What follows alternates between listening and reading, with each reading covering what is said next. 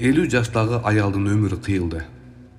Туугандары ыйлап, эл чогулуп, жаназа намазынын убактысын жана ордун мечитте бешим намазынан кийин белгилешти.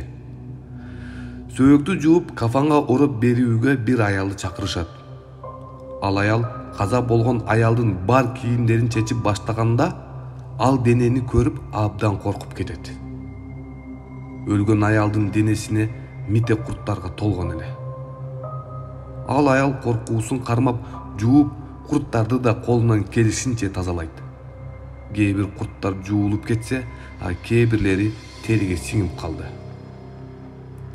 Ичегилерди тазалоо үчүн курсагын кыса баштаганда оозунан былжыр жана кирлер да чыгып жатты.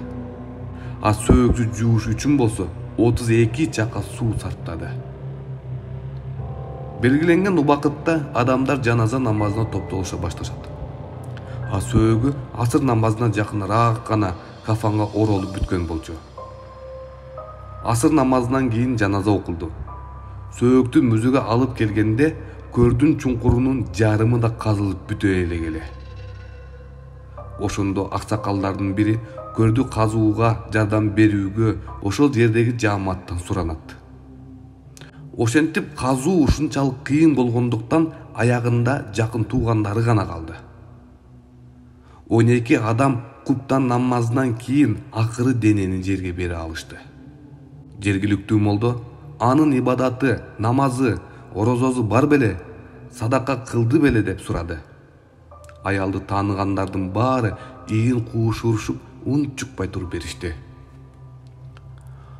Бул аял жашоосунда өтө текебер. Көп учурда айланасындагыларды кемсинтип, кээде шылдыңдап, ар кандай ыплас сөздөрдү сүйлөп алчу. Ал куру жашоо өткөрдү эле. Кооз кийимдери, зер буюмдары абдан көп болуп, ар кандай майрамдарга, кечелерге байма-бай катышчу. Азыркы адамдардын динден бейкабар жашоосу, жаман мүнөзү жана текебердиги ушуга алып келиши мүмкүн. Мунун баары Аллах Тааланы тааныбоо жана анын буйруктарын аткарбоо кесепети.